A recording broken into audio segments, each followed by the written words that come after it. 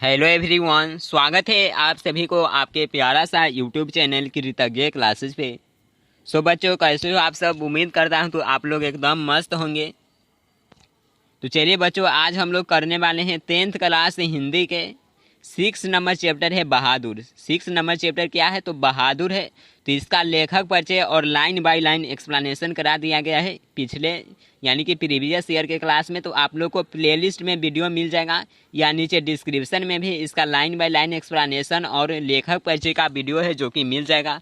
तो वहाँ से आप सभी उसे ज़रूर देख लीजिएगा, क्योंकि लाइन बाय लाइन एक्सप्लेनेशन देखने के बाद आपको एक भी सवाल है जो कि छूटने वाला नहीं है। एक भी सवाल में आपको दिक्कत नहीं होगा, चाहे वह सब्जेक्टिव क्वेश्चन हो या ऑब्जेक्टिव क्वेश्चन हो। तो इसका लाइन बाय लाइन एक्सप्लेनेशन आप सभी जरूर देख लीजिएगा। और आज हम लोग करने वाले हैं इसके पाठ का प्रश्न उत्तर को। तो चलिए क्लास को स्टार्ट करते हैं। आप सभी इसे अपने दोस्तों के पास शेयर कर दीजिए। चलिए जल्द से शेयर कर दीजिए और बिल्कुल बिहारी लैंग्वेज में समझेंगे। एकदम सिंपल सा लैंग्वेज में प्रश्न है, कोई भी क्वेश्चन में आपको डाउट नहीं होने वाला है। तो आप सभी क्लास में अंत तक बने रहिए और ज़्यादा से ज़्यादा दोस्तों के पास प्लीज़ शेयर कर दीजिए।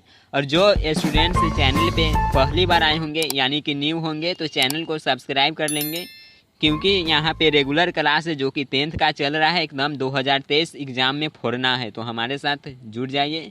बिल्कुल यहाँ पे 2023 के शानदार तैयारी को करेंगे, क्योंकि 2023 के एग्ज़ाम में एकदम सवाल को फोड़ करके आना, एकदम पेपर में छेद करके आना है। तो चलिए स्टार्ट करते हैं क्लास को।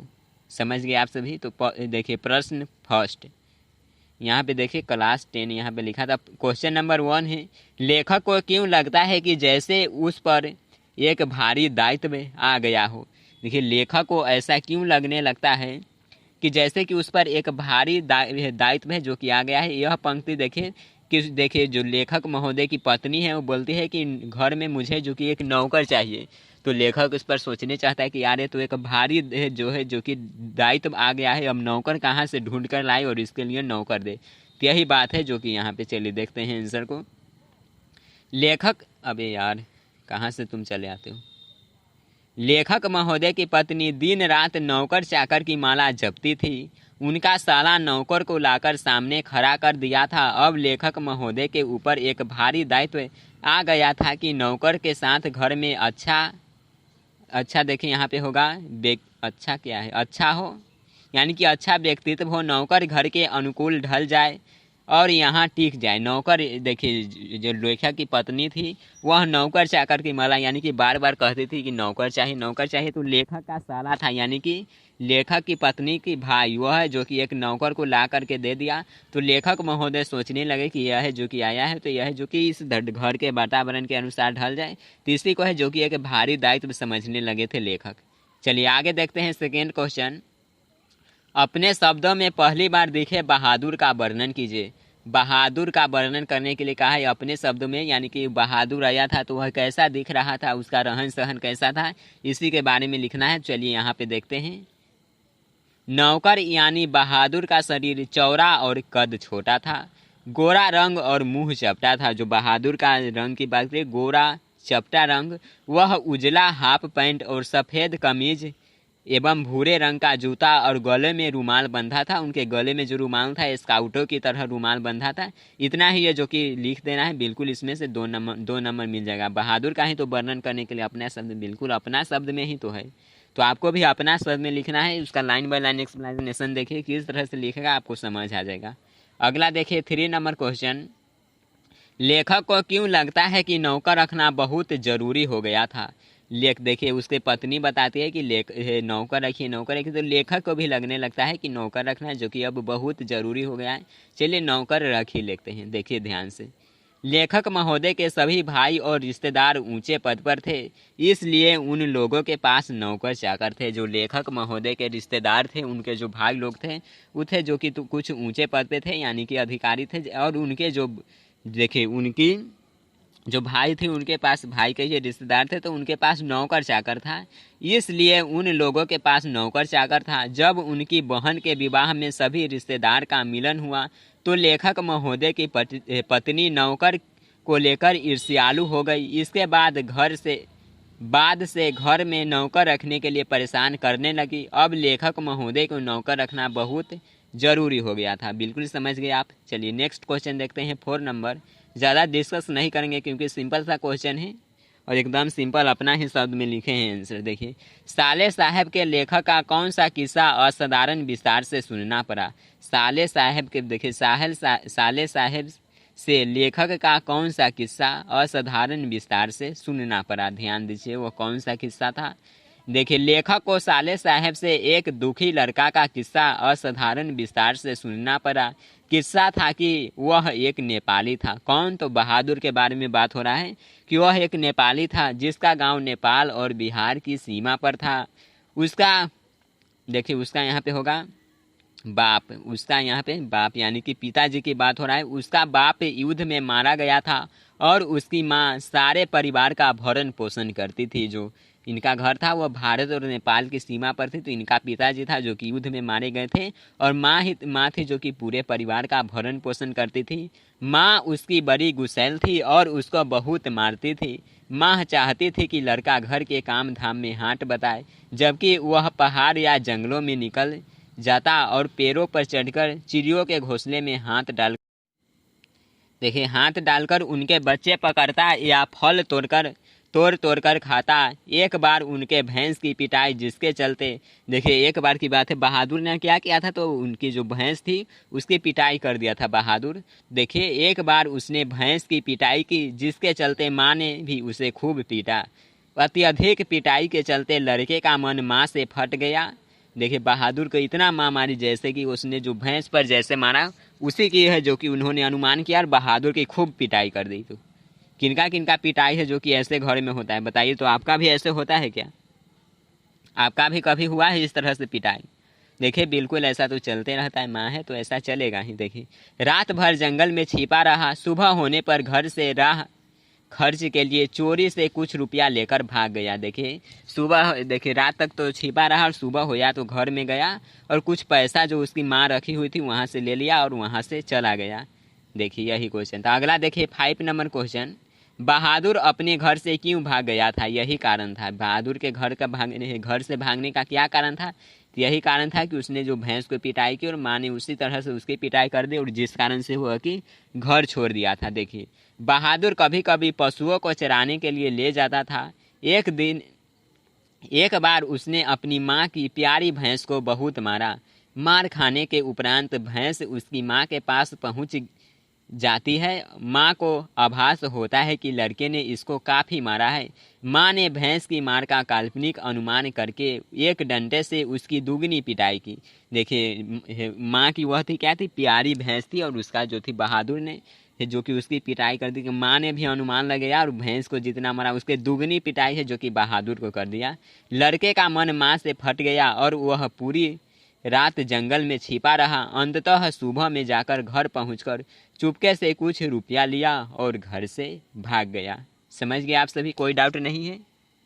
चलिए बिल्कुल आगे देखते हैं 6 नंबर क्वेश्चन। 6 नंबर क्वेश्चन कह रहा है, बहादुर के नाम से दिल शब्द क्यों उड़ा दिया गया? विचार करें। आपसे पूछा जाएगा कि बहादुर का पूरा नाम क्या था, तो बहादुर का पूरा नाम था दिल बहादुर। क्या था? दिल बहादुर। याद रखेगा, बहादुर के पूरा नाम दिल बहादुर था। तो इनका नाम से है जो कि दिल शब्द उड़ा दिया गया, यानी दिल शब्द को हटा दिया। क्यों हटाया गया? ध्यान दीजिए। प्रथम बार नाम पूछने पर बहादुर ने अपना नाम दिल बहादुर बताया। कौन नाम पूछा था? तो लेखक की पत्नी ने नाम पूछा, तो वह अपना नाम है जो कि दिल बहादुर बताया। यहाँ दिल शब्द का अभिप्राय भावात्मक परिवेश में है।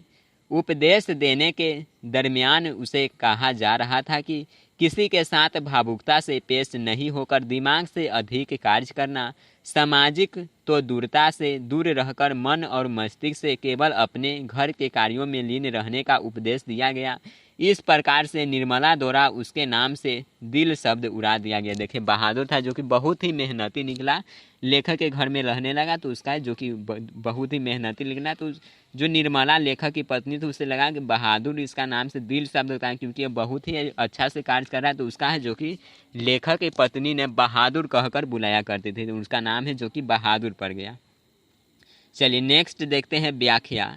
व्याख्या करने के लिए पूछा है और यह क्वेश्चन इंपॉर्टेंट है। व्याख्या है जो कि एग्जाम में पूछा जाता है, तो ध्यान से देखेगा। यह क्वेश्चन आपको 5 नंबर वाला में भी मिल सकता है और 2 नंबर वाला में भी मिल सकता है। देखिए, उसकी हंसी बड़ी कोमल और मीठी थी, जैसे फूल की पंखुड़ियाँ बिखर गई हो। कहा है कि उसकी हंसी बड़ी कोमल और मीठी थी, जैसे फूल की पंखुड़ियाँ बिखर गई हो।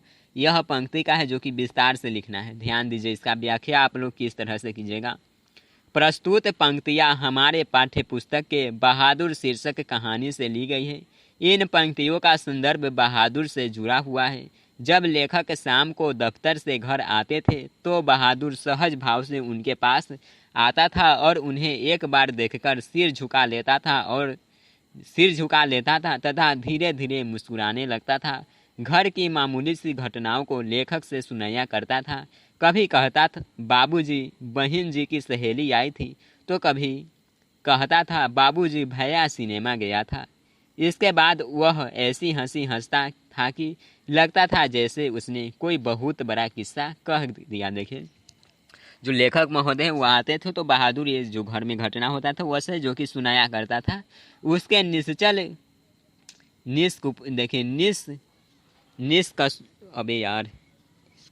निष्कलुष हाव भाव से प्रभावित होकर ही लेखक ने लिखा है, उसकी हंसी बड़ी कोमल थी और मीठी थी, लगता था कि फूल की पंखुड़ियाँ बिखरी हुई हो।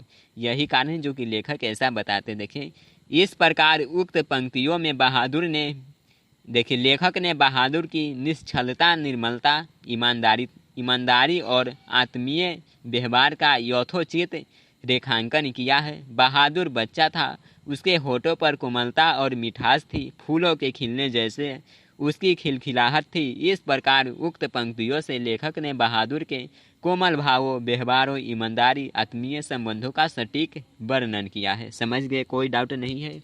यहाँ तक कोई डाउट नहीं हो तो फटाफट से वीडियो को लाइक और शेयर कर देंगे।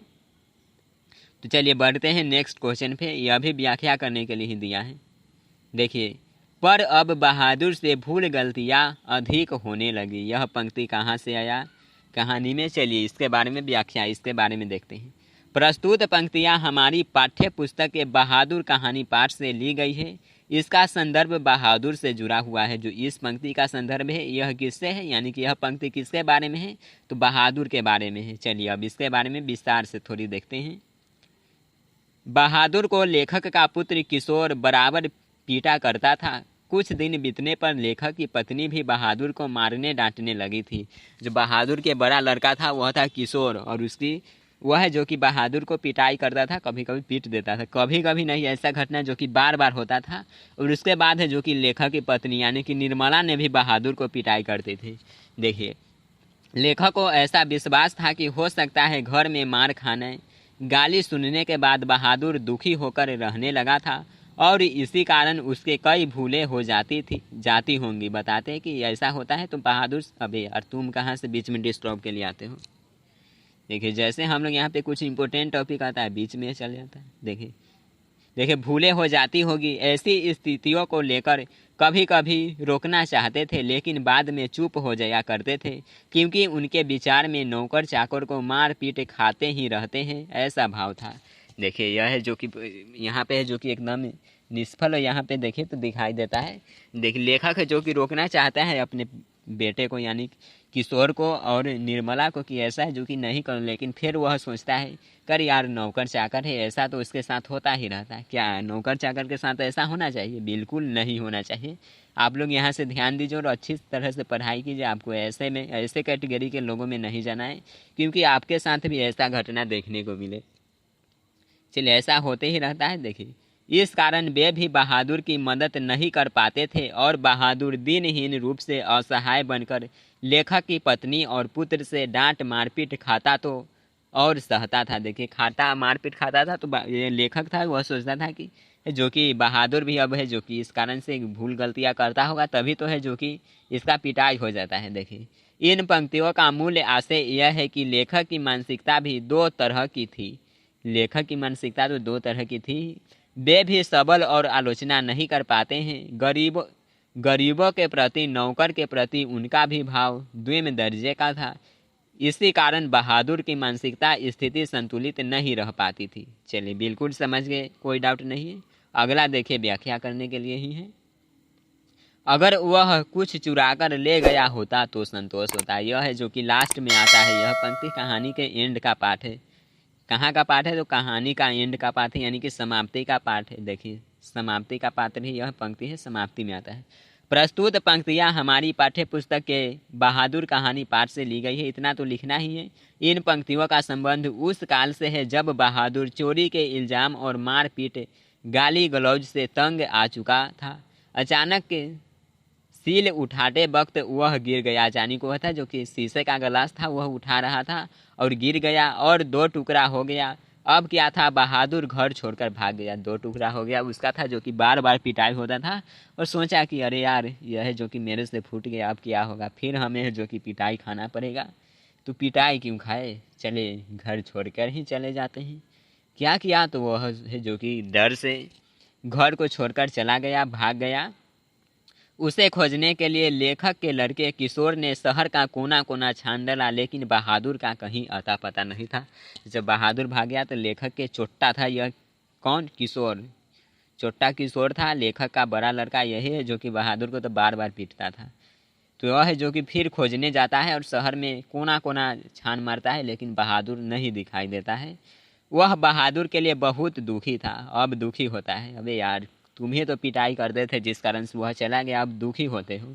देखिए वह दुखी था। वह उसके सुख दुख को याद कर माँ से कह रहा था, माँ अगर वह मिल जाता तो मैं उससे माफ़ी मांग लेता, किंतु अब उसे नहीं मारता पीटता, गालियाँ नहीं देता। उसने हम लोगों को बहुत सुख दिया, बहुत सेवा की, गलती हम लोगों से हुई। माँ अगर वह कुछ चुरा कर भी ले गया होता तो हम लोगों को संतोष होगा, लेकिन वह तो हम लोगों का क्या अपना भी सब सामान छोड़ गया। यह है जो कि किशोर बोलता है। इन पंक्तियों से यही आशय निकलता है कि आदमी को सद्व्यवहार करना चाहिए। देखिए किसी भी कैसा भी व्यक्ति हो उनके पास दुर्व्यवहार नहीं होना चाहिए। आपसे छोटा हो चाहे गरीब हो अमीर हो, यार गरीब अमीर में क्या रखा है। देखिए लेकिन यही तो है। देखिए गरीबी है जो कि एक समाज का दुष्चक्र है।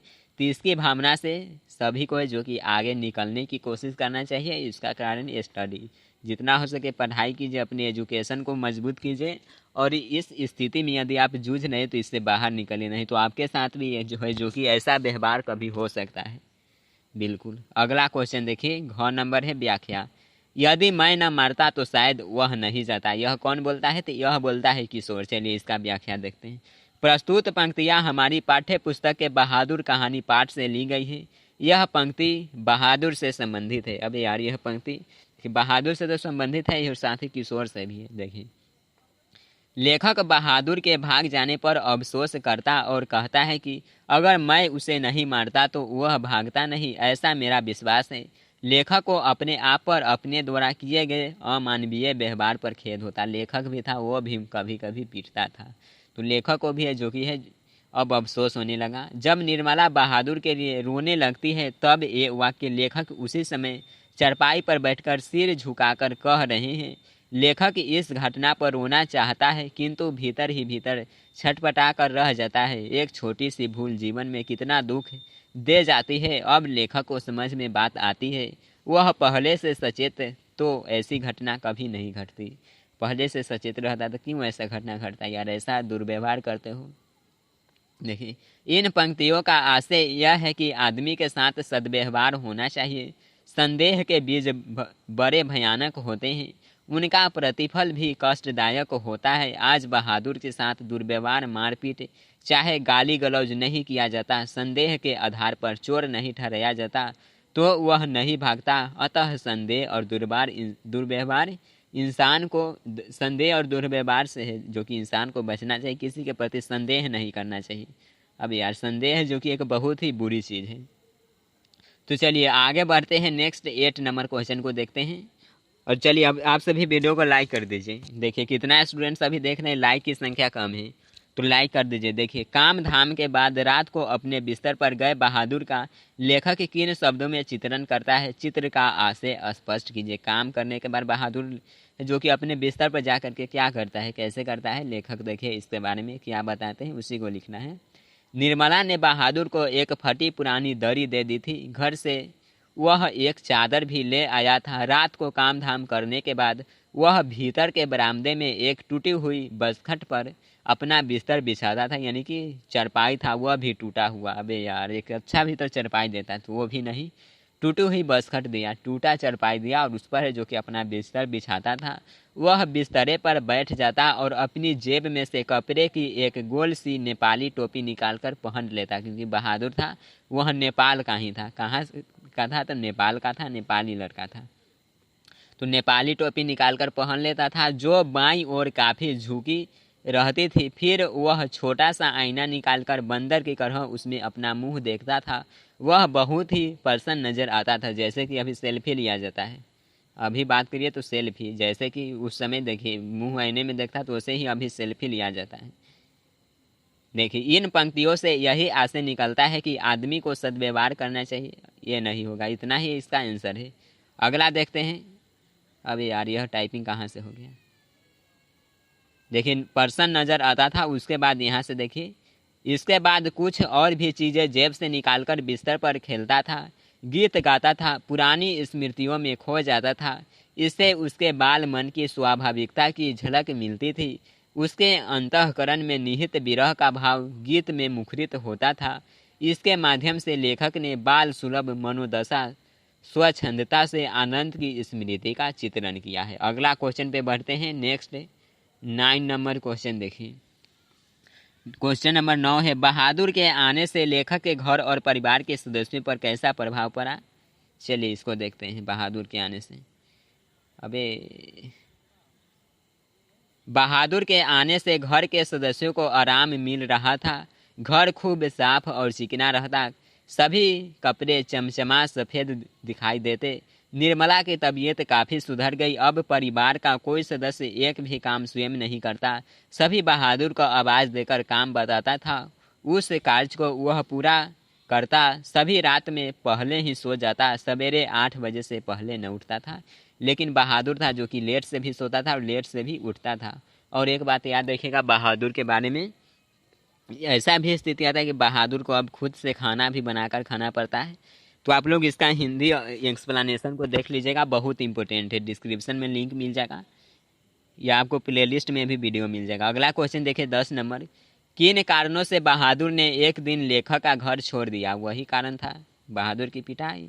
शॉर्ट में लिखना है क्योंकि यह क्वेश्चन 2 नंबर वाला में आपसे पूछा जाएगा। चलिए जल्दी हटो तुम। चलिए देखते हैं। अबे यार, तुम डिस्टर्ब के लिए कहाँ से, हटो हटो। चलिए देखते हैं नेक्स्ट यहाँ पे क्वेश्चन। लेखक के घर में प्रारंभ में बहादुर को अच्छा से रखा गया। धीरे धीरे लेखक का लड़का उस पर दबाव डालकर काम करवाने लगा। कुछ समय पश्चात पत्नी एवं पुत्र दोनों उसकी पिटाई, देखे पिटाई बात बात पर कर देते थे। एक रिश्तेदार लेखक के घर पर एक दिन आया और रुपये खो जाने की बात कहते हुए बहादुर पर चोरी का आरोप मढ़ दिया।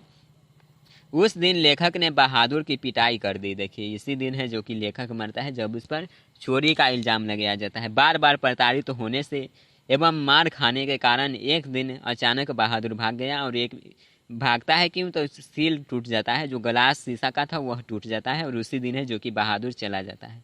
अगला क्वेश्चन है 11 नंबर, बहादुर पर चोरी का आरोप क्यों लगाया जाता है और उस पर इस आरोप का क्या असर पड़ता है? क्यों आरोप लगता है और इसका असर, ये भी इम्पोर्टेंट क्वेश्चन है, कई बार एग्जाम में पूछा गया, ध्यान दीजिए।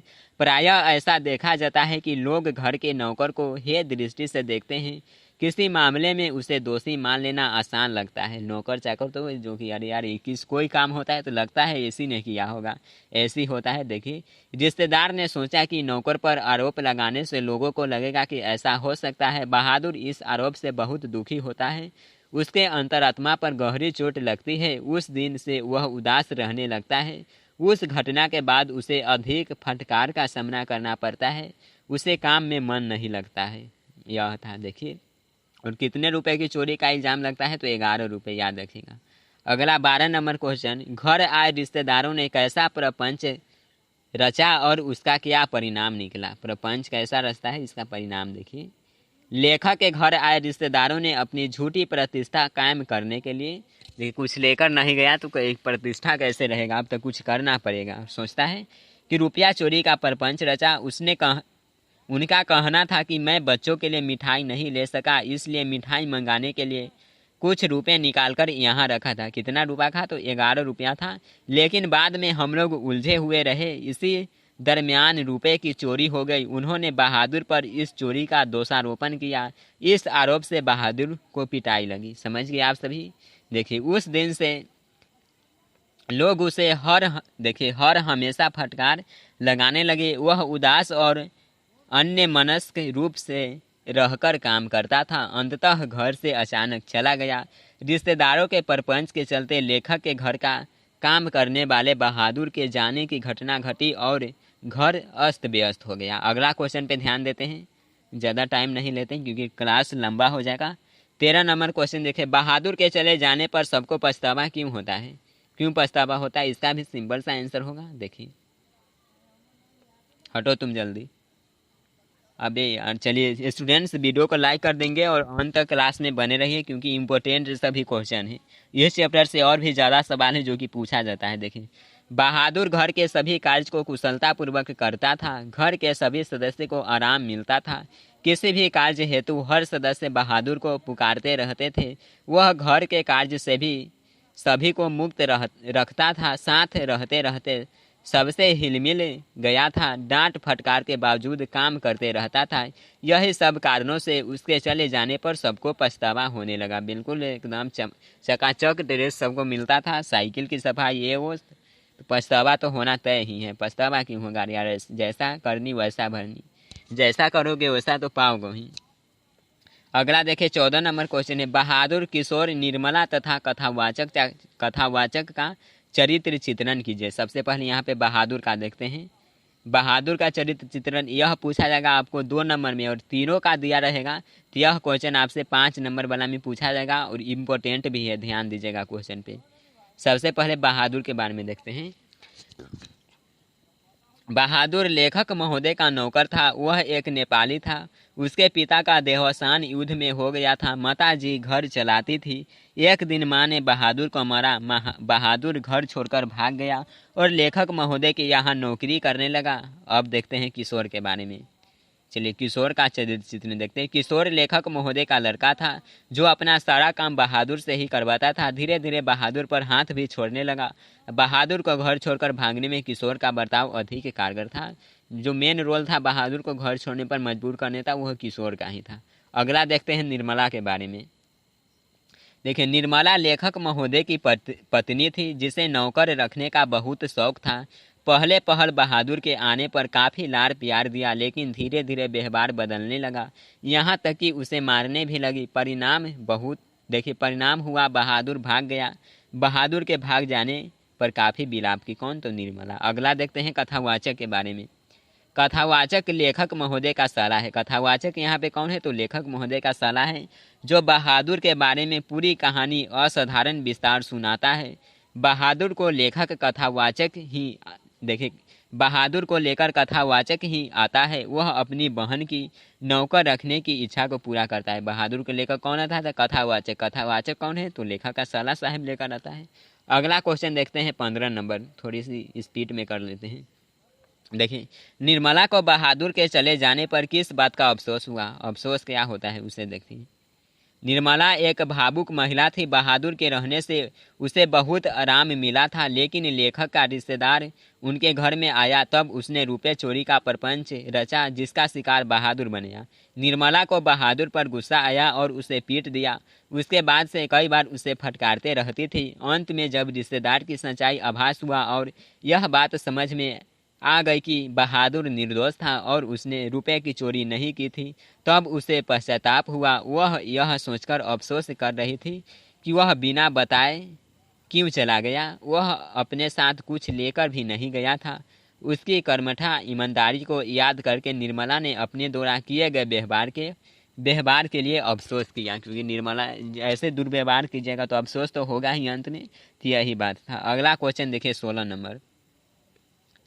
कहानी छोटा मुंह बड़ी बात कहती है, इस दृष्टि से बहादुर कहानी पर विचार करें। छोटा मुंह बड़ा बात कहते। देखिए बहादुर कहानी में सबसे बड़ी बात होती है कि एक दिन बहादुर बिना कुछ कहे और बिना सामान लिए भाग गया। यह घटना तो छोटी थी लेकिन बहुत बड़ी बड़ी बात कह गई। देखिए इसी को कहे, देखिए छोटी मुंह बड़ी बात कहती है। घटना छोटा था, क्या था, तो बहादुर चला गया। अरे यार चला गया, लेकिन इसका रीज़न की बात करें, चला गया लेकिन इसके पीछे के कारण की बात करें तो बहुत बड़ा कारण है, बहुत बड़ा इसके यहाँ पीछे है, जो कि लेखक के घर के सभी लोगों का हाथ है। देखिए सभी को अपने व्यवहार पर पछतावा होने लगा, हर आदमी अपने आप को नीचा अनुभव करने लगा। किशोर बहादुर के मिलने पर उससे माफ़ी मांगने को तैयार था। यही बात था। अगला क्वेश्चन देखते हैं 17 नंबर। कहानी के शीर्षक की सार्थकता स्पष्ट कीजिए। लेखक ने इसका शीर्षक नौकर क्यों नहीं रखा। यह एक इम्पोर्टेंट क्वेश्चन है, इसे आप लोग ध्यान से देखेगा, इम्पोर्टेंट क्वेश्चन है, और शेयर कर दीजिए। और इसका PDF आप लोगों को टेलीग्राम चैनल पे दे दिया जाएगा। चलिए इसको समझते हैं 17 नंबर क्वेश्चन को। देखिए प्रस्तुत कहानी में एक बालक का चित्रण किया गया है। बालक जो लेखक के घर में नौकर का काम करता है। अबे तुम कहाँ से बीच में डिस्टर्ब के लिए, हटो जल्दी, तुम हटो। चलिए ध्यान दीजिए, यहाँ पे ये बीच में डिस्टर्ब के लिए चले आता है। कहानी का मुख्य पात्र है। इसमें बहादुर नौकरी करने के पूर्व स्वच्छंद में था। वह माँ से मार खाने के बाद घर से भाग गया था। उसके बाद लेखक के घर काम करने के लिए, देखिए लेखक के घर काम करने के लिए रखा जाता है। यहाँ उसके नौकर के रूप में चित्रण के साथ साथ उसके बाल सुलभ मनोभाव का चित्रण भी किया गया है। ईमानदार, कर्मठ एवं सहनशील बालक के रूप में चित्रित। प्रताड़ना, झूठा आरोप उसे पसंद नहीं था। अंततः फिर वह भागकर स्वच्छंदु हो जाता है, यानी कि स्वच्छंद हो जाता है। साथ ही लेखक के पूरे परिवार पर अपने अच्छे छवि का चित्र अंकित कर जाता है। ऐसे में बहादुर ही इसका नायक कहा जा सकता है। इस कहानी के केंद्र में बहादुर है, अतः यह शीर्षक सार्थक है। इसमें बालक को केवल नौकर की भूमिका में नहीं रखा गया है। देखिए बहादुर को केवल नौकर की भूमिका में नहीं रखा है, इसका फुल नाम भी दिल बहादुर रहता है, जिसका नाम से दिल शब्द हटा दिया जाता है, बल्कि उसमें विद्यमान अन्य गुणों की चर्चा की गई है। इसलिए नौकर शीर्षक नहीं रखा गया है, शीर्षक बहादुर रखा गया है। तो यह था जो कि एक इम्पोर्टेंट क्वेश्चन था। नेक्स्ट देखिए 18 नंबर क्वेश्चन कह रहा है कहानी का सारांश प्रस्तुत कीजिए। तो देखिए क्लास जो कि थोड़ा सा लंबा हो गया, तो इसका सारांश का है जो कि सेपरेट वीडियो आप लोगों को दिया जा रहा है। कोई भी वीडियो है जो कि सारांश का दिया गया है तो आप लोग उसको देख लीजिएगा, और इसका भी एक सेपरेट वीडियो आप लोगों को देखने को मिलेगा, जिसमें कि सिंपल सा लैंग्वेज में, बिल्कुल अपने लैंग्वेज में, यानी कि बिहारी लैंग्वेज में कहानी के सारांश को समझेंगे, बहादुर कहानी के सारांश को, जिससे कि आपको पूरा समरी यानी कि पूरा पार्ट समझ में आ जाएगा। तो उसे नेक्स्ट वीडियो में समझेंगे, सेपरेट वीडियो आएगा सारांश का। तो आज का ये क्लास आपको कैसा लगा कमेंट करके ज़रूर बताइए, आपके कमेंट का इंतज़ार रहेगा। और आप है जो कि इसे अपने दोस्तों के पास शेयर कर दीजिए। और बहुत ही यह जो चैप्टर है बहादुर इम्पोर्टेंट है, इससे ज़्यादा सवाल पूछा जाता है, तो आप लोग इसके हिंदी अर्थ को देख लीजिएगा। मिलते हैं नेक्स्ट क्लास में। Bye everyone, take care.